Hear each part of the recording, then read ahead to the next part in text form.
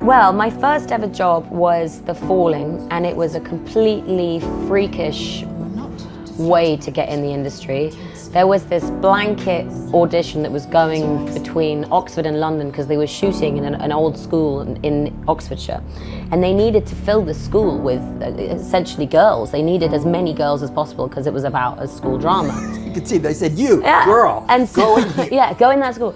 And so they sent this audition round, and everyone was talking about it for a month, and I'd been watching my brother in this industry and, you know, the auditions and how you rarely ever get a call back, and usually they give it to some big A-lister. And I remember thinking, like, this isn't how it works, and I've been watching my brother, and I know how it works, and there's no point in me handing in that tape. And on the last day that it was supposed to be handed in, I remember my mum saying, "Did you do that tape?" And I was like, "What? You know more than anyone that, like, that's not how this works." You've been through it. They cast some famous person after everyone sent in their tapes. We all know this.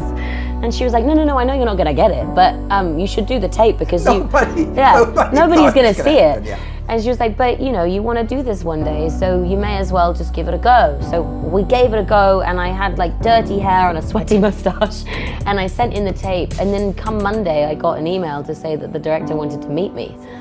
And it was just one of those flukish, right time, right place. Don't believe the hype is a big one that I get all the time.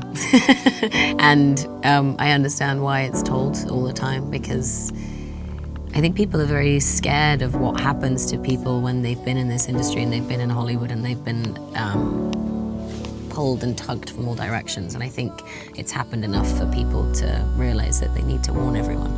So I'm trying to live by those two. And of course, my dad's favorite one is Smell the Roses, so I do that. I remember I got told to keep on living my life, which may sound really simple, but it's actually not. I think when you're bouncing around all the time, your main focus, your main priority, like everyone when it's going well, is to just keep on going and to keep on doing the thing that you've been doing. And I remember someone saying, don't forget to live your life. And that was like, oh, I can see how you can suddenly wake up and be like, oh my goodness, I've just been doing this for 10 years and my other bit has been quiet since I was 18 or something. So I take that on. A myth that I've heard a few times when they're like, but don't you get to hang out like in your trailer all the time?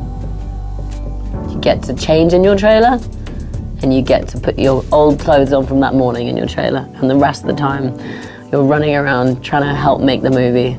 I loved like normal faces and expressions and the way that faces moved, and I just always remember being attracted to women that were hysterical and then they weren't, and then they were clever, and then they made a normal face that humans made. And I think I've always been attracted to the dirt of acting, like the realness of no, it's not acting. How would you react in that moment? How would faces move in that moment?